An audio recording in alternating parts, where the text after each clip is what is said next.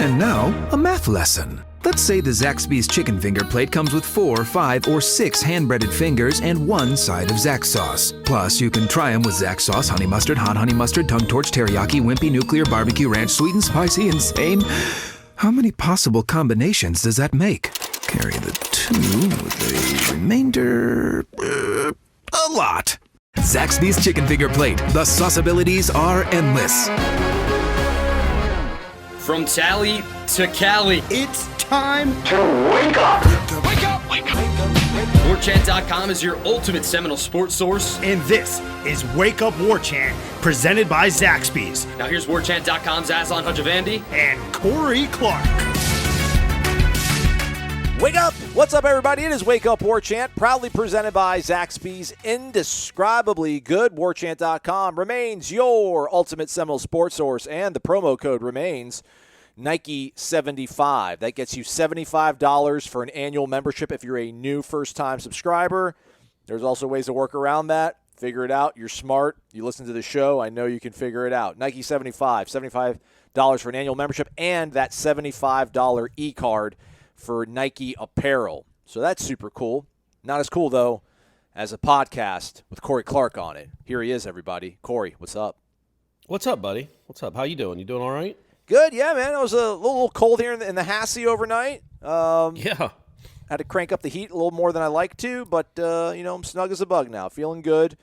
We're recording this a little bit earlier than usual, so we're going to try to navigate some things here, but I'm ready to have a good, exciting show, and then we'll see what happens when the chips fall on Saturday. Can you even wrap your head around what's going to happen on Saturday, Cory? I don't get too far into the weeds on it, but, No, I can't at all. Again, it's not a good roster. It's a roster that's been decimated by injuries and now more opt-outs. And, it's going to be ugly. And the other team is mad coming off a loss, and they're playing for something. And they're really good. So it's going to be – bad confluence of events. I mean, it's probably the biggest mismatch at Doak on the wrong side, with Florida State being the underdog since, before Bowden got there, since the Mudra years or the Larry Jones years. It's going to be ugly, ugly, ugly. Well, we're all here together. We'll work through it. And to your point, opt-outs, Cory Durden on Thursday morning tweeted out, I don't want to call it cryptic. I mean, he says he's opting out. He's not going to the NFL. But he didn't necessarily say he was leaving here, but I guess you don't opt out and do a 3-screenshot text if you're going to opt out and come back to the same institution the next year. So it sounds like his time at Florida State has probably come to a conclusion. Apparently he's been, again, a lot of people don't care. There's, when kids leave teams, fans aren't very sympathetic to whatever they're dealing with. But apparently it sounds like he's had to quarantine twice because of COVID. I don't know if that's whether he had it, maybe his the mother of his son, or maybe teammate, roommate, however that works. But he sounds like in his message he said he's had to quarantine for a second time. It's made him kind of reassess things. COVID also affected his rehabilitation process for whatever reason. I don't know how much of that's personal accountability or real legitimate, sort of scheduling conflicts and stuff because of the way COVID was handled, obviously, early on. But I don't know. I guess reading that, thanks for your service, I guess. I'm not bitter about it, but obviously a lot of people are. But, such as 2020, Cory.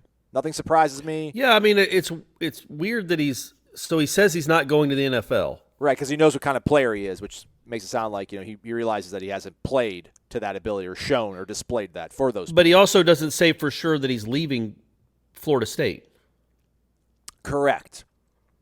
All right, well, he might just literally be like opting out like Dennis Briggs opted out and then, obviously opted back in. But our Chapman, right? Yeah, but he opted out. I don't think he's coming back. No, but I mean, like, it could just be, I'm not going to play these final 3 games. We're getting crushed anyway, but I plan on being here next year. If that's the case, even if it's not the case, hey, man, all right, good on you, buddy.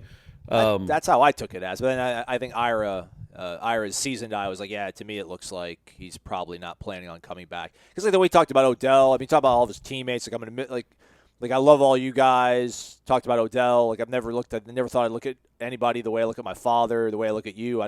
Those are like parting words, If you're coming back, why would you?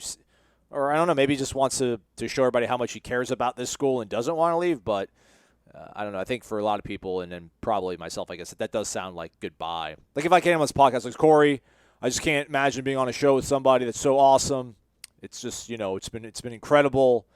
I mean, that doesn't sound like, hey, and I'll be back on Monday. Yeah.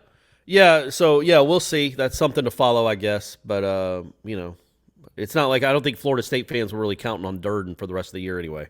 Yeah, I know. If you read the responses, it's quite unanimously. Don't let the door hit you where the good Lord split you. Pretty much is the sentiment. But, sure. Everybody's upset. Sure. We all got to vent. We all got to work through our feelings, however we choose to. We got Renegade Express to get through, Corey. We also have over-unders to get to, where you currently hold a 1 point lead in the over-unders for this year, which is, it's what a great competition that's going on this show. It's very riveting. Wanted to probably touch a little bit on this ESPN story that dropped on Thursday morning as well. I guess co-written by David Hale, who is he? I thought he was like the ESPN.com Clemson writer, but I guess he's like ACC now. Ever since there's an ACC network, he and Andrea Adelson both just kind of cover the conference overall. That's my understanding. Yes, it's just appeared that he's the Clemson writer because that's been the only team worth covering. But no, he's the overall. He's the overarching ACC guy. Yeah, I think Gene said. So while you guys are listening to this, there might be either a story or potentially something for our subscribers on the Tribal Council, where I guess he and Ira are going to kind of, I don't know if they're going to fact check it, but they're going to kind of do a follow up on it. It's a really long read. I don't know, probably like a 20-minute read. I thought it was very riveting. There's a couple things that I learned in that I did not know beforehand. Me as a pro Jimbo Fisher guy really enjoyed it. Almost felt a little too pro Jimbo Fisher in certain parts. Even I kind of cringed. I was like, I can defend my guy on a lot of things, but on that, I don't know about that. The overarching theme seems I didn't read it that way. Go ahead. I'm sorry. I didn't read it that way as pro Jimbo. I read it as like, it was pro Jimbo in the way they got to where they were. But, when they're talking, it will never for the life of me, and we won't rehash it for long. But when they're talking about the 2014 team, and we knew that 14 team just did not have the requisite passion or energy that it had the year before to be a great team. They were okay with just winning, not being dominant. And it's like, what happened? Like, why were there guys faking injuries at practice? Why did that team always just come out lethargic? Why did it play lethargic? What happened? Because that 2013 team was like a barn full of dogs that just ravaged something. And then that team was so docile.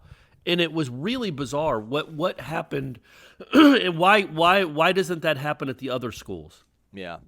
That's really the story that needs to be told, man. And I dropped the ball. I kind of got the okay from Ira during the height of the pandemic, where I wanted to reach out to Rick Trickett and Lawrence Dawsey. I was like, hey, would you be okay if I try to reach out and do the story? I want to talk about the 2014. Like, that's what I want to know about. Like, you talk about my personality being the weird way it is. Like, the 30 for 30 on the 2013 team, I get it. We beat everybody. We were the best team maybe ever assembled in collegiate football history. It all makes sense. I know what happened and why it happened. It all makes sense. 2014, none of it makes sense. That's what needs the answers. That's what needs the 2-hour Billy Corbin, the U Part 17 treatment. But sorry to derail you. Continue. Yeah. So it also talks about Jimbo's recruiting classes and how like only 22 of whatever 60 kids became contributors over a 3-year span, and half left the program, and the APR scores were down, and it became like a he said because it would be like Jimbo. One of Jimbo's sources was saying, look, he wanted all this. He wanted an academic building, and he wanted all these academic people hired. And then Florida State comes back and says, well, we did hire a bunch of academic people for him, but it wouldn't have mattered what we built if the head coach doesn't care about academics. Yeah.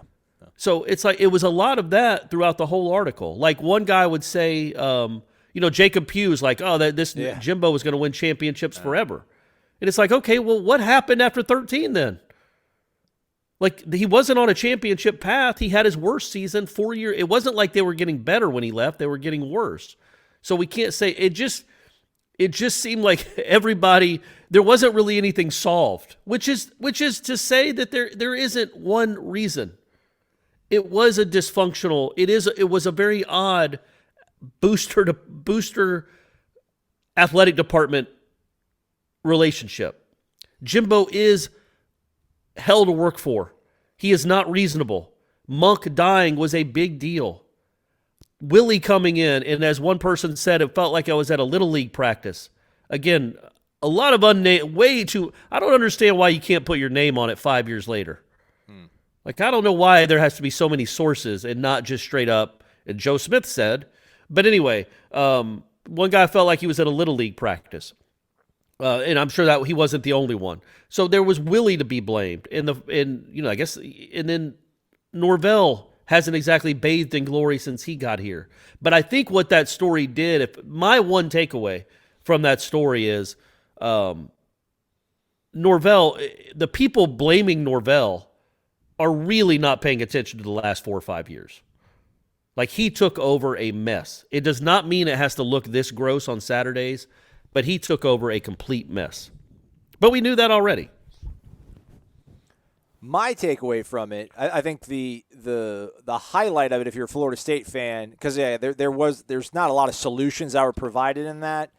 I think like the most encouraging thing is that one of the administrative or school officials, unnamed, did say that Michael Alford, who's now running Seminole Boosters, is the best hire the school has made in 30 years. That's encouraging because he's probably the guy that's most tasked with figuring out how to get the money to fix things and to keep everybody happy and to figure a way to get this thing back on track. But for me, I think the biggest takeaway, and why I say this is pro-Jimbo, is that I feel like all the things that we had heard about. And what I like about the story is I think it is a very big picture look at everything. I think when we were doing things at Warchant, a lot of it was kind of like, all right, let's look at what Jimbo did wrong this time. And then a few months later, we'd be like, all right, actually, let's look at what Stan Wilcox did that was wrong, but let's also not forget that Jimbo was kind of a piece of crap in this. Like this put like everybody at the table and put a spotlight on everybody. But ultimately, why I say I think it's pro-Jimbo is that all the things that we heard about, yeah, he's a jerk to work with. Yeah, he's unreasonable. Yeah, he wanted money. Yeah, he was constantly flirting with other jobs. Like it shows him like in a redeeming light of the fact that like, hey, if he would have gotten the stuff that he wanted, he would have actually beat Dabo to the punch. Imagine what they would have looked like. He did want it. He was fine with getting rid of his assistant coaches, but he wanted, a la carte blanche, access to funds to hire these people, and he was told no. So all these things that we've heard about Jimbo being unreasonable, which some of these things are unreasonable, but right. When you look but at the whole the thing with the going back to that assistant coaches, they say he wanted a bigger salary pool so he could fire these guys, and then literally a paragraph later, somebody saying Jimbo held on to those guys too long. He's loyal to a fault. Like if Jimbo wanted to fire Rick Trickett, he should have fired Rick Trickett. He didn't. That's on Jimbo. Jimbo hired Bill Miller and hired Charles Kelly and kept Charles Kelly employed, and in fact went to the university to argue for a $280,000 raise for Charles Kelly when Auburn wanted him. A lot of that to me is revisionist history, and I promise you, I was pretty in tune with the program in 2013. A football standalone building never came up. That was 15-16 is when that came up, after Dabo had already built his. I don't think, maybe it was behind the scenes. I think that's revisionist history after the fact, saying that's what Jimbo wanted. Everything he asked for, he eventually got, but yeah, he wasn't at the SEC. And he didn't get it as quickly as he did. What bothers me reading that story is apparently, when you're a divorced parent, there's some things, this is how it should be anyway. I know it's not always the case. There are some things that my ex-wife does that I'm not a huge fan of. You could understand that. There might be, I don't know if you believe this, there might be some things I do that she's not a fan of. But what I never, ever, ever do is talk down about my ex-wife, Brady's mom, to Brady. I don't do it. Even if she says something complete, I won't finish that sentence. But I don't do that. I don't want to talk. And if Brady says something bad about his mom, I say, no, don't say that. And I'll explain her reasoning.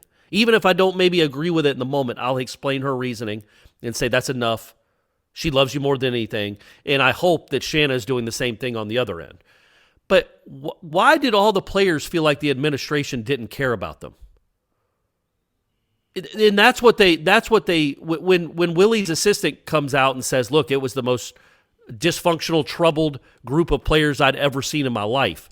And then they blame it on one of the players is like, yeah, we didn't feel like the administration cared about us.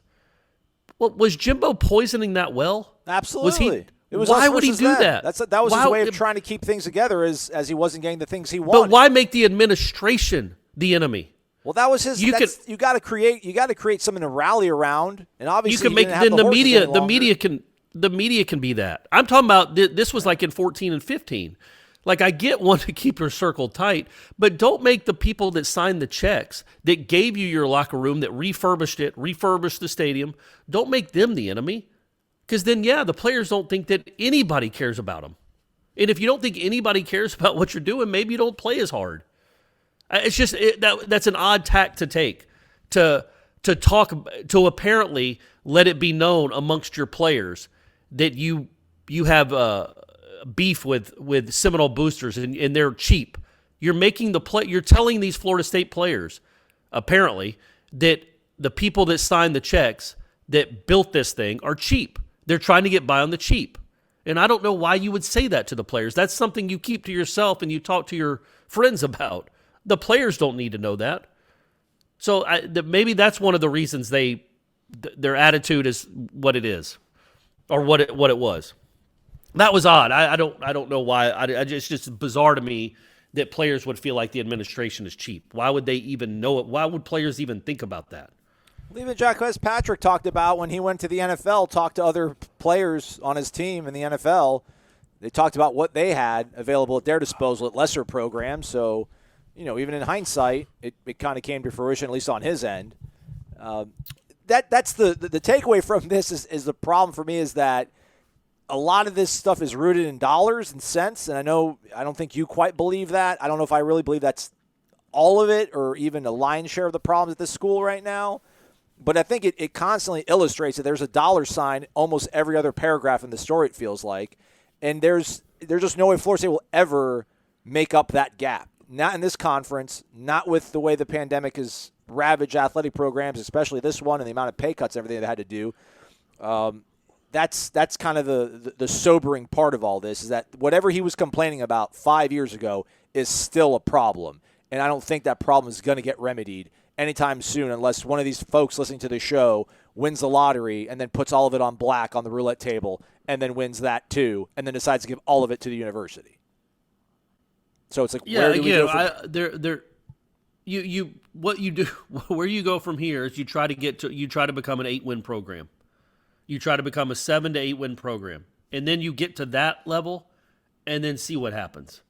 But that's where you almost have to treat it like you're in the mid-70s again. It's not like the money came flooding in for Bowden overnight because he went 5-6 in 76. When he went 10-2 his second year, people started to take notice. Then they started to make it, 8-10 years later, they started to expand Doak. It took a while. It'll be expedited this time around. But you've got to get to competitive first. And you've got to become a winning program again.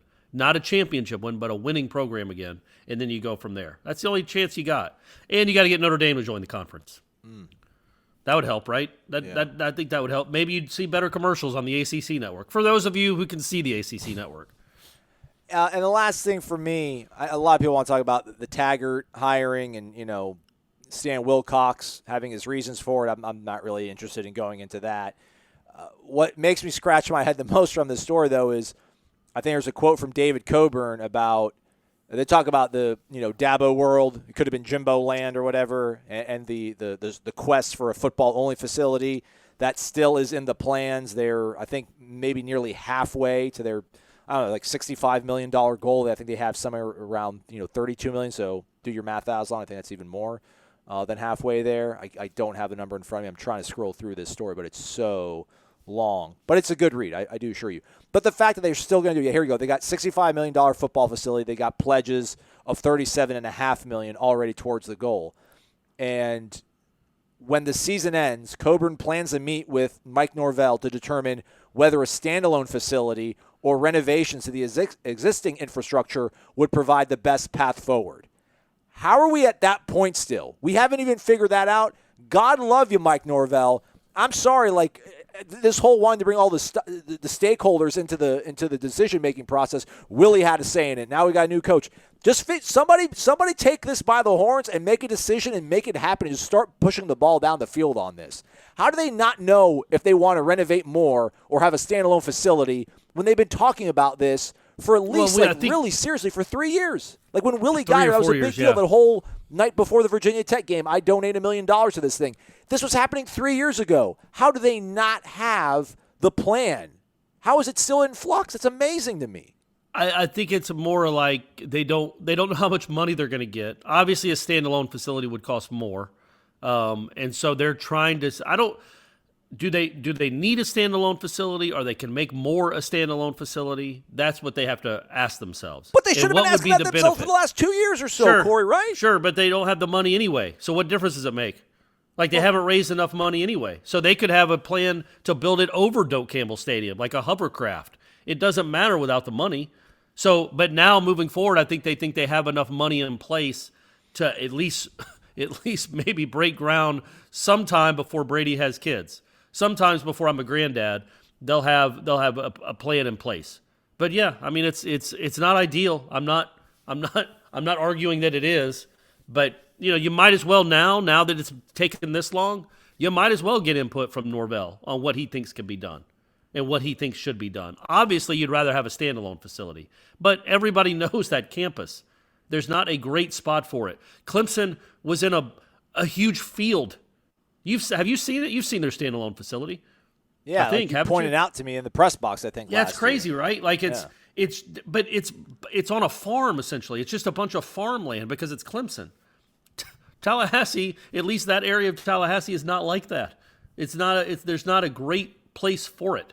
So they got to figure out what they're going to do. I mean, I know they had it like they were going to have like a long angular one next to the IPF. Horrible. Another thing that Jimbo got built, which needed to be built, but he got it built. And I think that was the thing with Jimbo is it was never just like, okay, you got it, coach, whatever you need. It was never like that. It's like, well, we're not used to. And I'm sure at the end, obviously, he got fed up with never just getting an okay. But also, I think the counter to that is that Jimbo's the Florida State isn't LSU or Texas A&M. They can't just write blank checks. They do, and it is an odd fundraising endeavor that's not really connected to the school, but is connected to the school. So you're having to ask 2 or 3 different people that have to sign off on it. But either way, they could never just be like, "Yep, $12 million, you got it."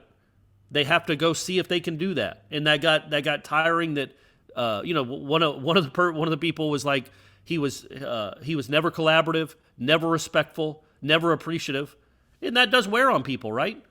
It should, especially when the guy you had, the predecessor, was very affable and. Yeah, it was just we all know it. We've been in the weeds so much. This was like one of those 10,000-foot stories, kind of for people around the country to wonder what in the world happened.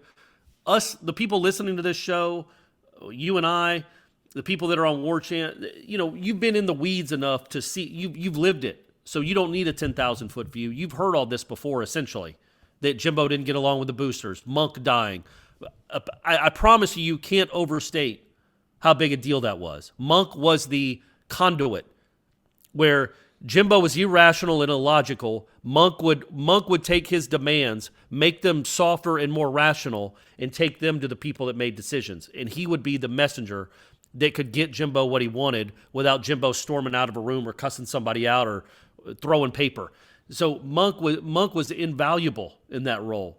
And it's not a coincidence that it all cratered when he passed away, when he got sick and then passed away. It cratered. He was a huge deal, much bigger deal than anybody at the time kind of realized, anybody on the outside anyway realized. So again, there are a lot of factors, and we all know it. Willie did not do anything to alleviate the problems. Willie got no love in this, by the way. So if you're one of these folks that keep the same energy, receipts, we're not being fair, don't read this story. It will not help. It will not make you feel any better about Willie Taggart.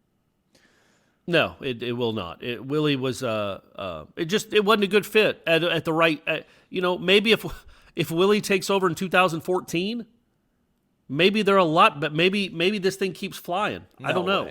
No way. But taking over that program at that moment, Well, I think Willie was going to be able to recruit really well with a good product.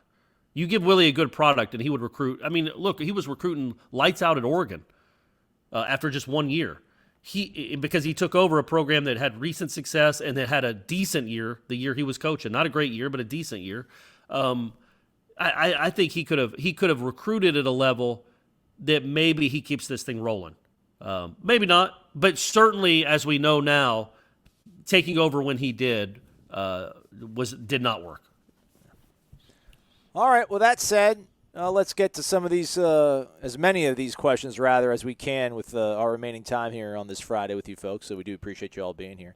Let's start off with some positivity. Big Sevo 22. What is up, fellas? I actually want to follow most of what NYC_Nole_2 has stated. And for those who forgot, he was the one that kind of talked about, hey, what's with all the negativity? Let's factor in all this stuff. Bad roster, trying new things, COVID year. Look at LSU. Look at Michigan.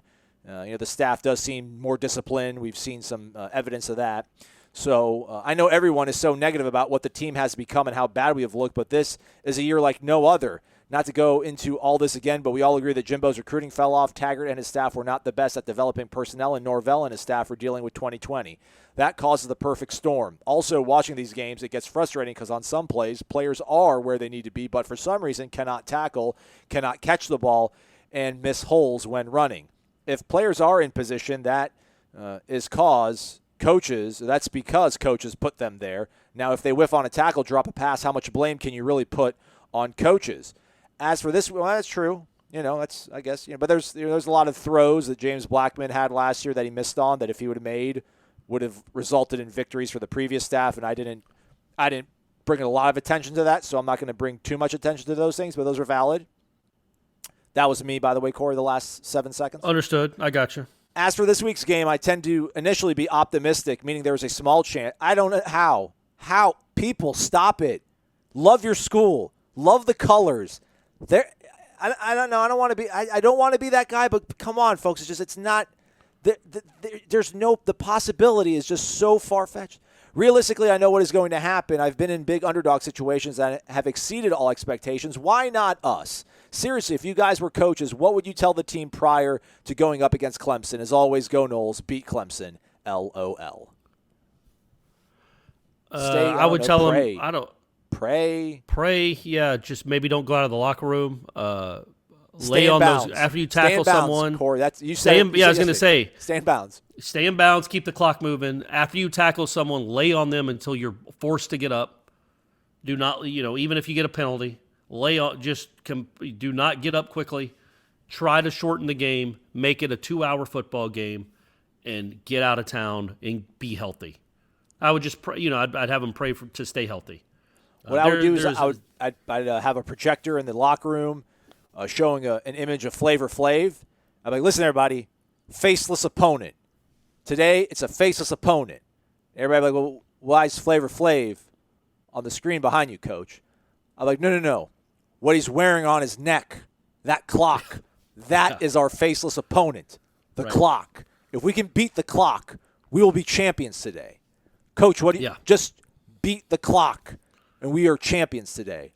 And then we storm out of the field, and it's probably like 42-6. And I'm fine with that. 42-6 would be great. Yeah. Yeah, well, depending on who plays quarterback. If Jordan Travis plays quarterback, I want a few more points than 6. Okay. But if it's Tate Rodemaker, 6 is fine, buddy. Good work. Good work, kid. It's look, don't go into it hoping you see a kick return, do something. Go into it hoping you see some guys compete. No finger wags when you're down 50, but make some plays, compete, play hard, and don't get a ton of penalties. How about a whole game without a false start? Okay. The little things, man. A game without a false start, a kick return past the 50. Those are the two things I'm looking. Maybe 2 punts, 1 sack. a sack. Yeah, tackle Trevor Lawrence one time, put him on the ground where his uniform gets dirty, and they'll be wearing. I guess they'll be wearing white, right? So you'll see if his uniform's dirty. So you want Trevor Lawrence's uniform to be dirty. You want no false start penalties, and you want a kick return past the 50. Okay. That's it. That's all we need. That's all we're looking for. Don't even look at the scoreboard. Doesn't matter. They might as well turn it off. You're just playing. You're not playing for the scoreboard. You're playing for those 3 things. 3 dubs. Oh, no, I'm sorry. We'll come to you in a second. Random_John. At first glance, it would seem FSU has quarterbacks who are not built to last an entire season, with Jordan Travis, Chubba Purdy consistently being injured, a.k.a. Chubba Hurdy. Corey Clarkson, man. The third-string quarterback can stay healthy, but is not good at the whole quarterbacking thing. If this trend continues into next year, are we to expect a repeat of this year? If so, that would be a trend of 4 years of awful on-field product. Also, should our quarterbacks shatter like glass next year, how long do you feel it will take to put a solid college quarterback on the field? Well, hopefully they can hang on to Luke Altmaier, which is looking more precipitous as every day passes. That kid's going to be a really good quarterback, I believe. And I know people are like, well, you said Chubba was going to be really good too, Aslan. You're right, But, just follow me on the Luke Altmaier one. Hey, well, you haven't been disproven about Chubba. I think you go into next season, you can't expect these guys to be hurt like this. And they look with Chubba especially, it's been the same injury. It was a collarbone that got broke, which will not break next year. He will not be live in any scrimmages. I can assure you of that. So he will not break it in the preseason. And something happened with the procedure where it didn't take. He got an infection. They put some hardware in there, is what Norvell kept saying. I didn't know they put hardware into broken collarbones. It must have been a really bad one. And then the hardware inflamed and got irritated, and they had to take it out before they wanted to. This was I'm not blaming Chubba for that. It's the same injury. It's not like 1 week it's a hamstring, the next week it's a hand, the next week after that it's an earlobe. It's one thing. And you can't, if your collarbone's broken or you've got your winged, you can't play against Clemson. Jordan, I feel like this was a concussion, right? Jordan's the one that I think we wonder, even though we know Chubba fell through glass. We know he had COVID. There's some other things with Chubba, but I think Jordan's the one we worry more about as far as durability. That may not be fair anyway, but he's had a myriad of injuries, and he was hurt in the spring. The last day we got to watch spring practice before it was all shut down, he was not throwing the ball. Yeah. Because something was wrong with him. So he's the one that and again, this isn't fair either, but Devin Travis was an incredible baseball player. The one reason he's not still playing in the major leagues is his body broke down, his knee. He can't get his knee right. So you don't know if it's just something that there's structural, just in the way people, and it's not. I don't want it to sound like people aren't tough. Devin Travis is really tough. Jordan Travis is tough. He played the rest of that half with a concussion. He played that game against Louisville in North Carolina when he had screwed up his arm. He's tough, but sometimes, bones are a little more brittle. Our ligaments are a little more tender in some bodies than others, and that's what I worry about moving forward. Is if he's going to be not toughness prone, but injury prone. Chubba, again, I have a hard time holding just the one collarbone against him. It's odd that a collarbone break in August is still affecting someone in November to the point they can't play anymore. But I don't know enough about medicine, obviously. You guys have a hard time believing that, but I don't, to know what that procedure was. So I think no matter what happens to Altmaier, I think going into the Notre Dame game next season, you're going to have 2 quarterbacks that you feel pretty good about. It's just getting through the season with them. I understand that's going to be the problem, but I think going in, you have 2 quarterbacks you feel good about, and if Rodemaker can take a step, and if he stays, then, and I say that, I have no inside knowledge. It's just it's 2020 college football. A third-string quarterback, lots of times they don't stay. Especially when the 2 guys in front of them. If they do bring in an Altmaier, if they do maybe go grad transfer market, then there could be a new guy that's not even on this roster right now that they might be leaning on next year. Who knows? Yeah, I think it's hard, the grad transfer market, because why would you transfer here to be a third stringer? Because you look and say, because we just talked about it, though, Corey. You come here with the roster of guys that are hurt, and you sure, have but spring. It's you're gonna have to sell them. Look, these guys can't stay healthy. One kid's nickname is Chubba Hurdy. He's not going to make it through the whole year. And Jordan Travis can't stay healthy. That's how you have to sell it, I guess. But because they see that these 2 kids have played and they're young. But either way, you're going to go into the season with 2 quarterbacks that you feel decent about if they're healthy, which is better than really think about what you came into 2 years ago and this year, last year. You had James Blackman and Alex Hornibrook. You didn't feel good about either one of those guys. I think there is a reason to be a little bit hopeful about both these guys at least. Yeah. So but you would you would like to think that these guys will never get hurt again. This is just one blip, one weird season. They'll get their bodies right in the next 8 or 9 months, and they'll be ready to go for a full season next year. Late fall, college ball, the NBA bubble, UFC Fight Island. It is clear 2020 has been a year unlike any other, which is why you need a sports book with offers unlike any other. Get some skin in the game with MyBookie, where odds boosts, lightning deals, and free bets await all season long.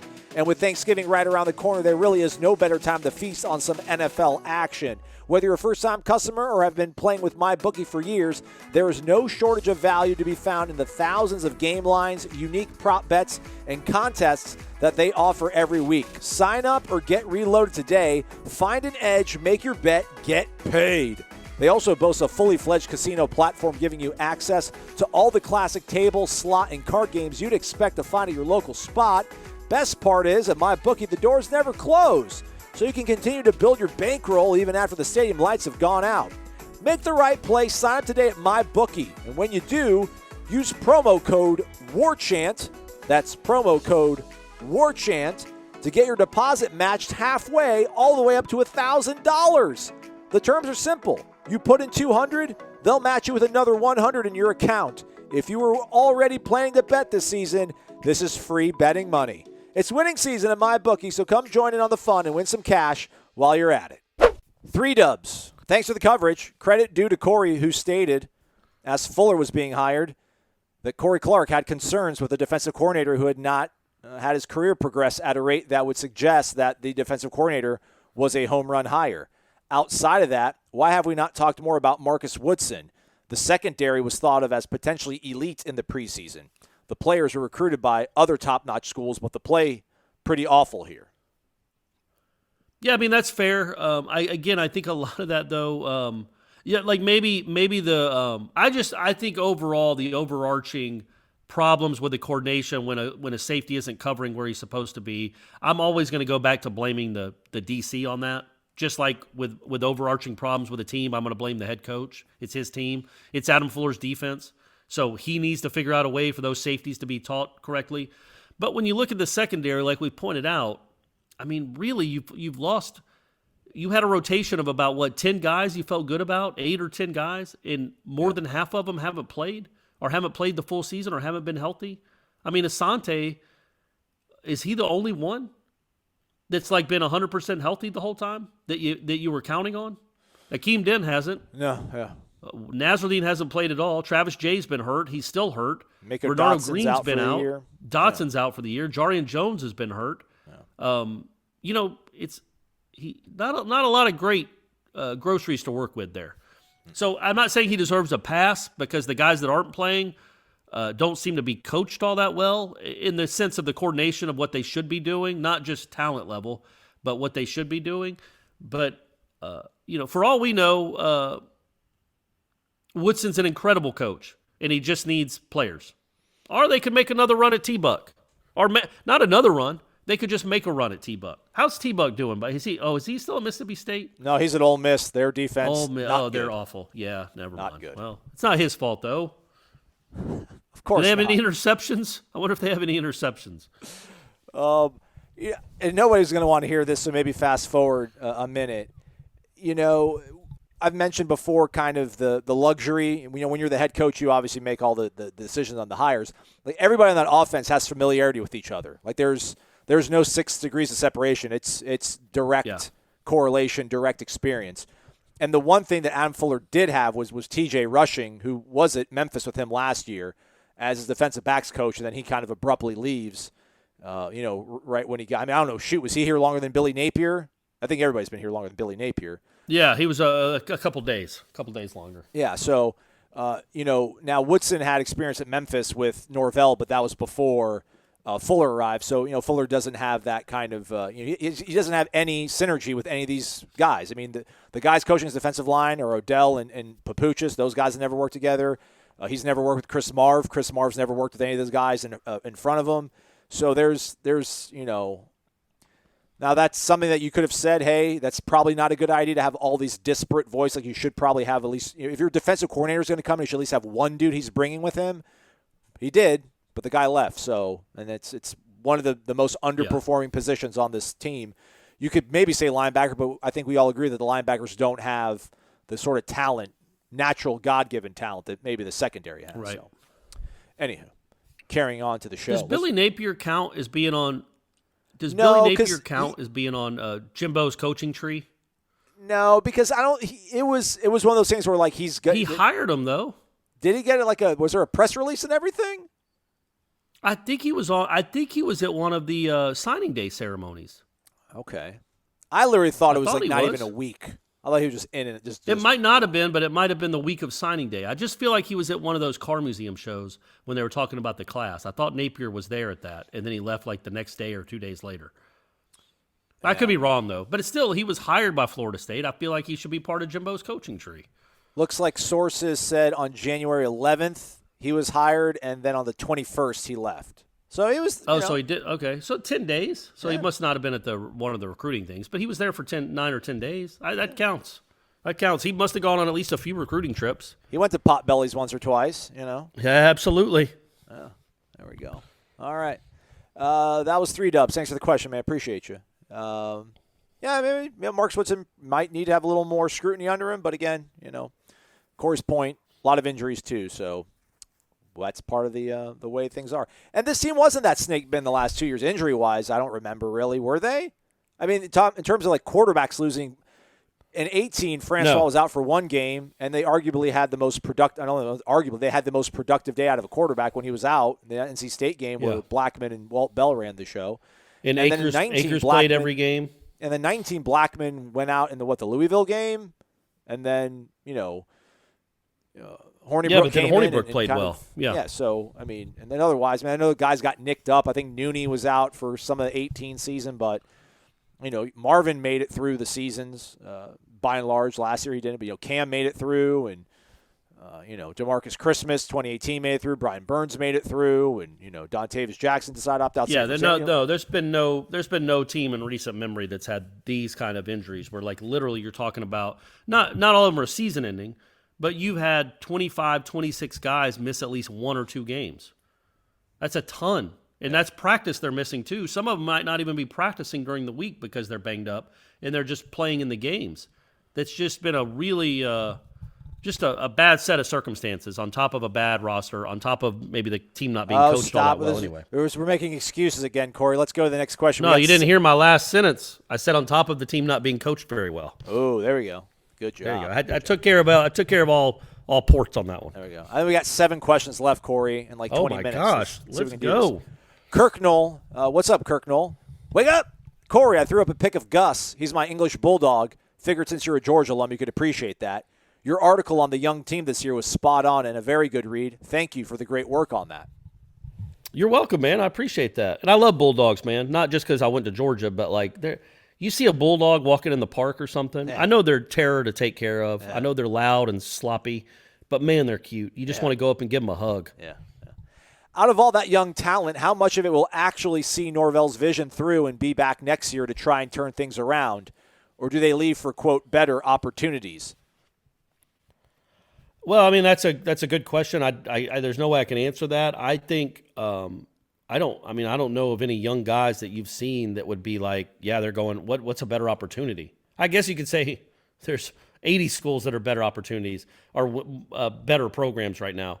But I wouldn't see like them going to like Wake Forest or I don't know, Duke or Virginia. And frankly, have you seen anybody on this roster that Alabama would want? I'm talking about the young guys. Well, that's what people said about Landon Dickerson. Well, no, but Dickerson was different because we always thought he could play if he was healthy, but he could never get healthy. Not a lot of us. Some of us. A lot of people are like, whatever, he's overrated, he's a bum. I don't has he even missed a snap since he's been at Alabama? Let's not talk about that. You hope that they're bought in. You hope that they're bought in and that they will stay and see this through. I would hope 95 to 99% of them do that. I mean, I will say this. I don't think anybody he recruited last year is going to leave. And then looking at the 19 class, I think an overwhelming amount of these guys are going to stick it out. Maybe like half dozen of them will leave, but that's kind of just natural. That's just part of attrition everywhere you go. I don't think it's going to be, guys giving up on this program necessarily. It's just kind of the fact of playing football. Other guys coming in, better guys, more competition. I don't think it's going to be guys that are like, hey, I give up on this guy. He's a bum. I don't think that's going to happen. So I do think most of them do stick it out. Again, yeah, the 20 class, those guys aren't leaving. They're his guys. The 19 class, Willie's last one, I think a lot of those guys are going to kind of like Darius Washington, Jarvis Brownlee, Maurice Smith, Renardo Green. These are some of the more, Dante, Travis J, Akeem, True Thompson. Like I don't see those guys leaving, and I think those are your more decorated guys to start with. So, predictions. Sure. Kirk Knoll asks on where you think FSU lands on rankings for recruiting this year. At last check, ESPN has them at number 19. As always, thank you for all the great work you two do. Keep it up. Go Noles. Beat Clemson. One can dream. What does Rivals have them at, Aslan? Can you look that up? I certainly can. We'll look at the 2021, man. We're crazy how far into the future. How crazy is that? We're in the 2020s. They're 33rd. So Rivals has them at 33. 33. ESPN has them at 19. You're looking at, I don't know, 22, 24, something like that. Yeah. They'll crack Maybe. top 25 hopefully. But I mean and this isn't I've always thought this. What a number one class is a huge deal. A top 5 class, great. I mean, from like 16 to 32, who knows? Yeah. You're basically just judging who you think the better 3-star or low 4-star prospect is. And those are very much interchangeable because you don't know how these guys are going to develop. The 5 stars, the super duper, can't miss, those guys are the difference makers. Those are the guys you definitely need to win championships. When you get down into the low teens and 20s, I don't know that there's much difference between the 19th ranked recruiting class and the 36th. It's all just about a couple of points here or there on some weird recruiting metric scale. But, a 3 stars can turn out to be 4 and 5-star type talents in college. A lot of them can turn out to be 0 stars. But just because you're at 19 doesn't mean, quite obviously, as we've seen the last 5 years, your recruiting rankings don't always correlate with what happens on the field. Boston College, Cal, and Michigan State have better classes than Florida State currently, although Florida State does have a better class than Washington and Penn State. What's going on at Penn State? I don't know. They must be on in a lot of guys that haven't announced yet or something. Yeah, or it's because they're 0-4. Yeah, people are getting scared away. Not so happy in that valley, is it, Aslan? Hey-o. Matt AMCZ, wake up! I'm not doom and gloom about this week's game. We can only suffer so many beatdowns. If Jordan Travis plays and is healthy, I can see us getting a few scores early and making this a game into the second half. Maybe I need my head examined. But I refuse to predict another embarrassing beatdown. We are allowed to rise up and play above ourselves once. Go Noles. They can. Yeah, it's allowed, sure. This is just a bad matchup. And again, you can pray and hope and wish, but you don't have the horses this year. The last 2 years, maybe you had a chance. Well, no, you didn't even then against this team. But you don't. Your best receiver's out. Your 2 best defensive linemen are out. Your best offensive lineman is out. Your best running back is injured. We don't know who the quarterback is going to be, and half your secondary is hurt. It's not a great matchup. Like if you had your whole roster, if you had your whole arsenal, maybe you could see these guys rising up and playing out of their minds for one game against great competition. But you're down to about 60 scholarship players, and a lot of really good ones aren't going to be on the sidelines. Did we have Derwin in 17 against Clemson? Yeah. I'm trying to think. Yeah, Josh Sweat was better than Kane Doe. I'm trying to think. You arguably have a better. I mean, if Jordan Travis is able to play, you have a better quarterback going up against Clemson than you did in 17 with James Blackman as a true freshman. And I don't. Sure. Yeah. I mean, who was he throwing balls to in 17? Like Ryan Izzo. Yeah. I mean, who else? Nooney, and that was about it. Keith Gavin. Yeah. KG, throwing it up to KG, just go get it. Bobo? Is Bobo around or Bobo gone? I think Bobo was gone. I don't know who the other guys were on 17. Oh, Auden Tate. Yeah, there you go. Auden Tate. Yeah, Auden Tate. But he was hurt for some of that year too. Yeah. So you had Auden Tate and Nooney and Ryan Izzo. I'm just trying to think, but I think this just goes back to defensively. Like, Josh Sweat was better than Kane Doe. You had Noddy. You had DeMarcus Christmas. You had Burns. You had Derwin. Burns had a great game that year too. Like he didn't do much in 17, weirdly, but Clemson he was unblockable. He had 3 sacks and 2 forced fumbles, and he had a great game. And you kept that game close, but again, I think there's a disparity in talent, especially on the defensive side of things. Now, offensively, man, it would be cool if they figure out a way to score like 20 points. That would be something. That would be cool, but yeah, I don't know. Gator 188, also known as Gator Kirk, wake up! Excited, ready to go. By the way, Corey, Gator Kirk called in Wednesday to the recruiting show with Michael Langston like a man reborn. I didn't even know who it was at first. I'm being legitimately, sincerely honest. He had so much joy and verve in his voice. Good, man. Good. Come on, Gator Kirk, bring it. 2020 is almost over. Corey, thanks for the pep talk the other day. You all crush it. Do you think we will see Travis Jay or Wyatt Rector at quarterback if Jordan Travis and Chubb are unavailable? I mean, I wouldn't see why you do it with Rector. Right. Unless you're going to have him throw. But if you're going to have him throw, then you could have Rodemaker do it. Rector doesn't give you anything unique out of the Wildcat that he just doesn't give you anything unique. He won't be an incredible runner. So I could see Travis Jay maybe. I just for a few snaps, but I think it would be a lot of Corbin, and it would be a lot of Rodemaker. Throw it up deep. You know what I mean? Those are safe throws, right? Get man-to-man coverage, throw it up deep, and hope for pass interference.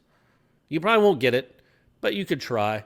Just don't throw it across the middle of the field. That won't be great. But yeah, I could see them. I think they'll have a plan if Travis can't play. They'll have a plan for somebody with wheels to be a quarterback running the zone read.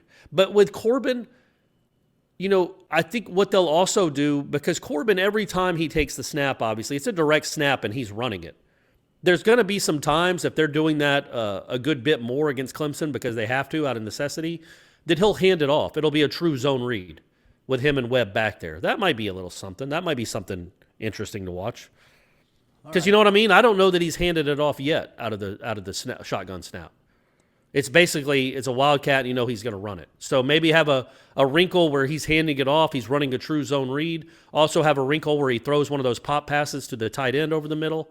If he can throw, do something unique. Because just putting him back there in the shotgun, when Clemson knows it's just going to be him running it to the right or the left or the up the middle, that's not going to work real well. Maybe some Corey Wren action. Maybe some Corey Wren Wildcat just zoom. Yeah. He missed a couple games this year too.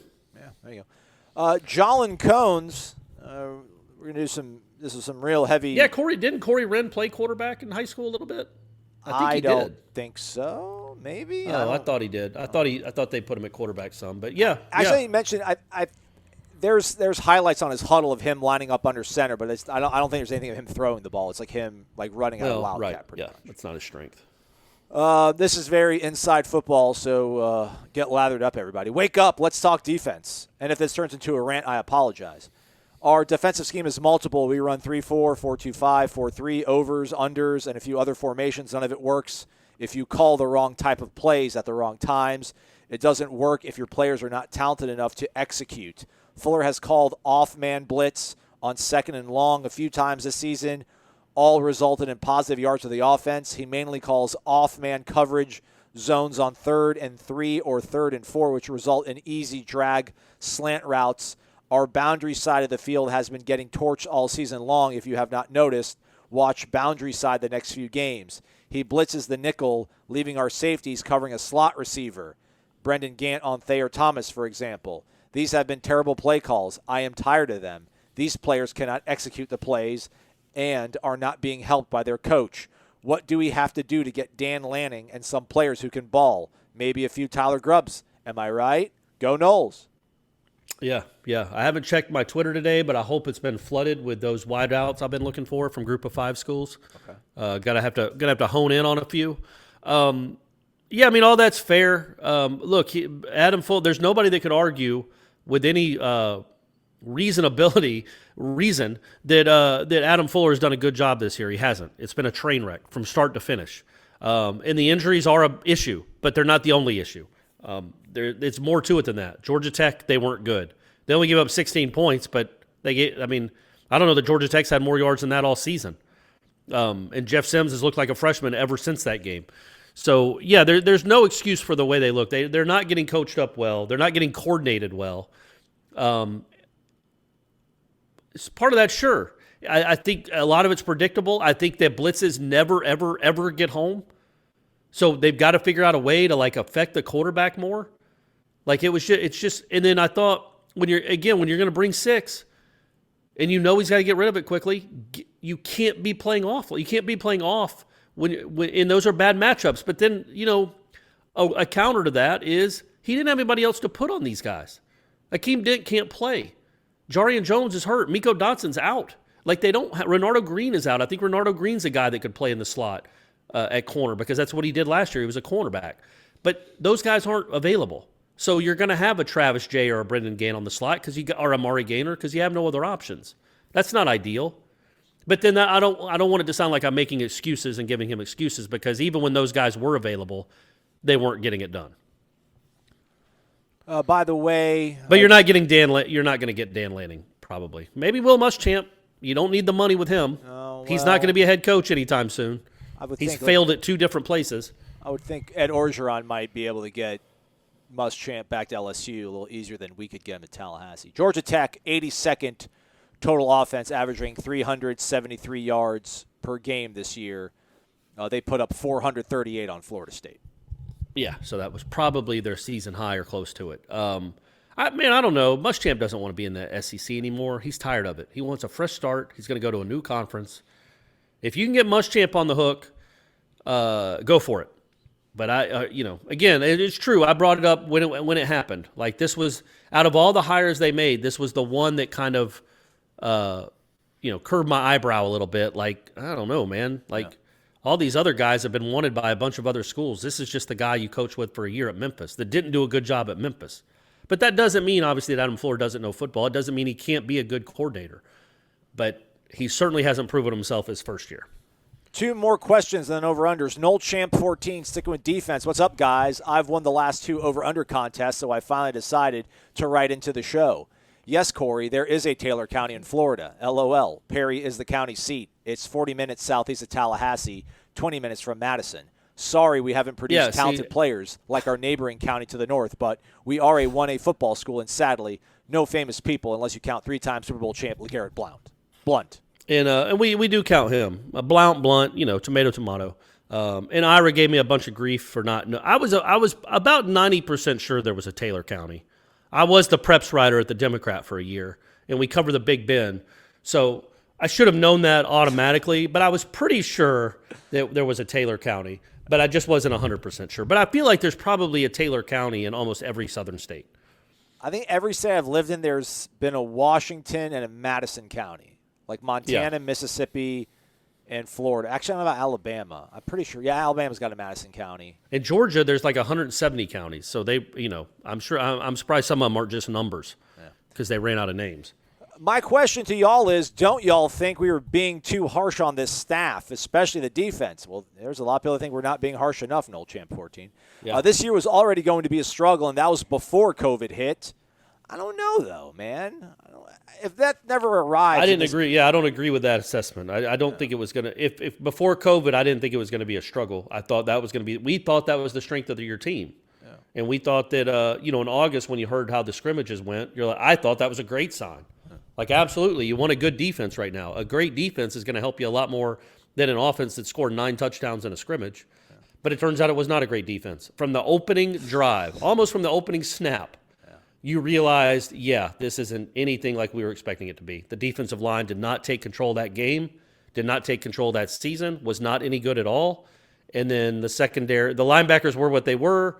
The secondary was not great and then got injured. This staff really could not go all in on these group of players because they could just decide to opt out at any time. So it's been a strange juggling act between trying to instill your culture while trying to keep these guys engaged. I'm honestly just happy to watch some football every Saturday because 6 months ago, football was a pipe dream. Love the show, guys. Y'all are awesome. Let's go, Noles. That's the all right. I like the positivity there. That's nice. And, we should always remember that we are getting to complain about a college football team, where that certainly wasn't in the middle of August or whenever that was, when everybody was canceling. we would have been very excited to know we were 9 games into the college football season and not one Florida State game had been canceled. Now this one, if you want to go ahead and throw it, say it's not going to be played, I don't think anybody'd have a problem with it. But yeah, we shouldn't take for granted that we actually get to watch some college football. Last question. Seminole Nation 1474, wake up. If it weren't for bad luck, we would have no luck at all. With Chuba now out for the season, how close are we to not meeting the ACC threshold for the amount of players needed to play a game? With the exits and injuries, we have to be getting close, don't we? That's a good question. Yes. I think I don't know the ACCs. I know the Big 12 is like you need to have 53, but that's everybody, like scholarship and non-scholarship. So they pretty much set a bar that is going to make it. Oh, right, yeah. I think it's 53 in the SEC too. And yeah, I don't know why it would be non-scholarship too. I mean, they would want Florida State to play like 18 walk-ons against Clemson. What would be the point of that? I thought it was scholarship athletes.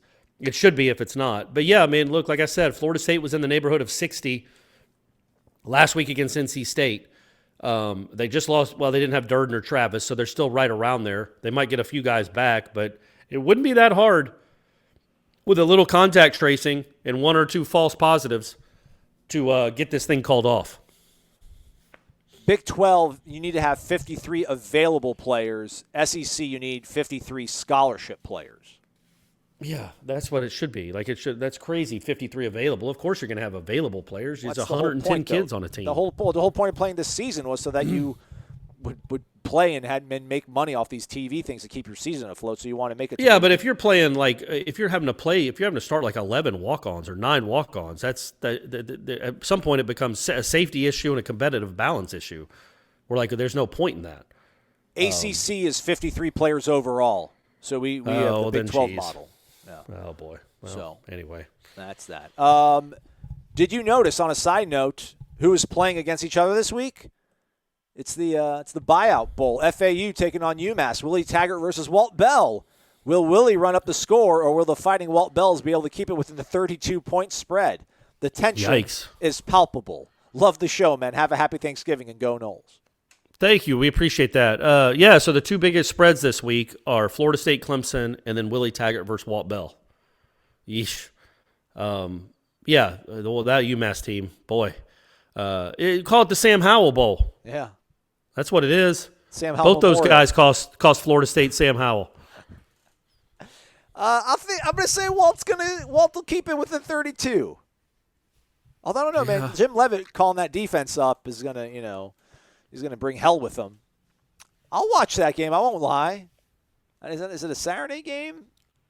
Hopefully I'll be home. Yeah, I was going to say, you're going to watch FAU and UMass? I've watched more FAU football than I have Florida State this year. I guess so. It's a joke, everybody. It's a joke. Yeah, they play today. They play Friday, 8 p.m. Oh, all right. You want to get together? That's exciting. You want to get CBS Sports Network. You want to get together, Corey, and do like a live blog or something? I would never, with choice, subject myself to a Walt Bell offense again. I had to watch 11 or 12 games of that, buddy. I don't need to see any more. And he had Cam Akers. I don't need to see any more of that. UMass has only played 2 games this year. I think the last game they played was nearly a month ago, I feel like. How are they doing? How's the offense doing? They've lost 41-0 against Georgia Southern on October 17th, and then they lost 51-10 against Marshall on November 7th. FAU's lone loss of the year was against Marshall as well. Yeah, Marshall might be legit, huh? Yeah, them and BYU and Cincinnati going to crash the playoff party.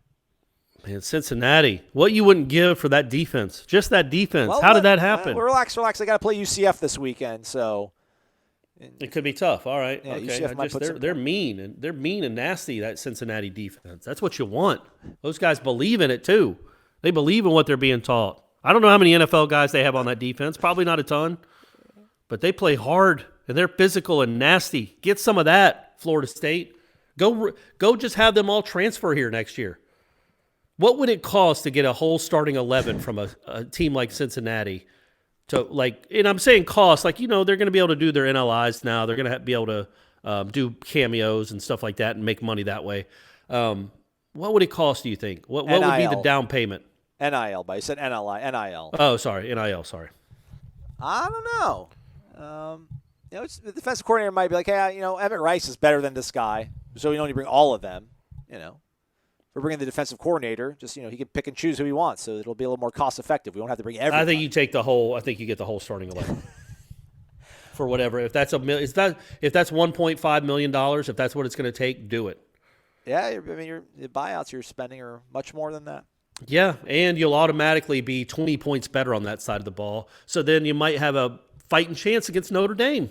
Just open 2021. Let's get excited. Over under time. Let's get to Let's Corey. do it. FSU first half points 6.5. Over. Under. I'm taking Over. the under. I'm taking the over. I think they're gonna hit a kick return, man. I just do. I think they're gonna get 5 or 6, 7, 8 chances in that first half.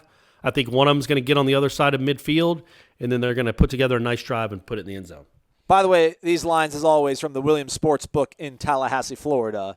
Coldest beverages in town, brightest, biggest televisions. FSU fourth down attempts 3.5. Corey, over under. Over. I can't believe you're even thinking about that. 3.5. Well, Corey. again, though, but they're not. I don't think he's going to do what he did this past week. I think he's just trying to make it. He's trying to get out of Dodge. He doesn't want to. It's going to be a 60-point romp. He doesn't want to make it an 80-point romp because he's going for it on his own 30. Yeah, but you can't. You've been doing this all year, and I understand. But you're trying to send. But a also, message. is he going to get? Is he going to be able to get 9 yards on the first 3 downs? You know what I mean? That's the standard. You can't go for it on 4th and 4 from your own 26. So I'm going to say. I guess I'll still say over. You're right. Oh, You're right. That. Look at all that. Just clinging to that lead. FSU longest kickoff That's return, right. 34 You keep picking first. I'm saying over, man. Yeah, I'm saying over on that. I see it happening. Something's going to pop this week. I'm going to take the under. Just for entertainment purposes. Amari Gaynor tackles 8.5. Under. Yeah, that's a big number. I'm going to take the under too. Although I don't even know how it works. When a team is going to have so much offensive success against you, does that mean you there's just no tackles because they're just scoring on 2-play drives, 3-play drives? Or if you tackle them into the end zone, does that count as a tackle? Probably not. So that does not count as a tackle. So yeah, I'm saying the under. I don't think they're going to be making a ton of tackles. Sacks on Trevor Lawrence. Under. 1/2. I'm going to take the over. Come on, J-Rob. That's crazy, man. There's no Kando. chance. You need film, Kando. You came back for this. You need film. You need film. How's your boy Ron DeSantis doing? Total points scored, official, 63.5. Over. Ah, man. I'm thinking about 50 to 7. 50 to 7. Or 50 to 10. 52 to 6. Yeah. Those are under. I'm going to take, That's a hard. I just go with the over. I'm going with the over every time. Okay, I'm taking the under just because we and this is no inside knowledge. I don't think that Jordan Travis will play or all that much. Game.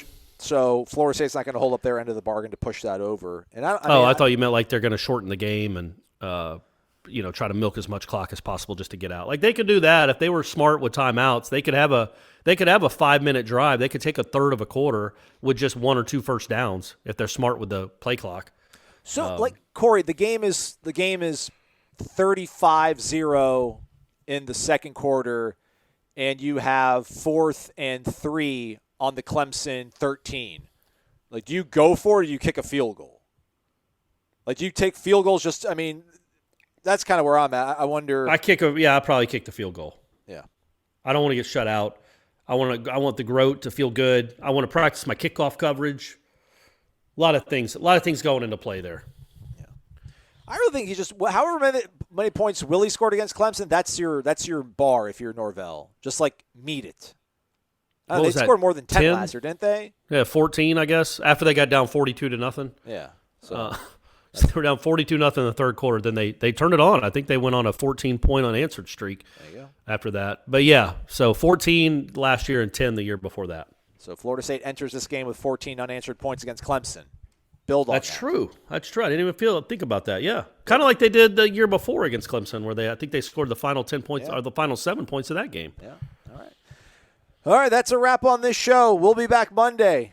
I cannot wait. We'll have coverage, obviously, of the game, full post-game wrap-up with Cory and Ira, post-game interviews, everything, photos, everything on warchant.com, your ultimate Seminoles sports source. Nike75 is your promo code. Use it. Join the family. It's going to be fun times sooner than later, we promise. Also, by the way, shout out Trent Forrest. He got a two-way contract with the Jazz.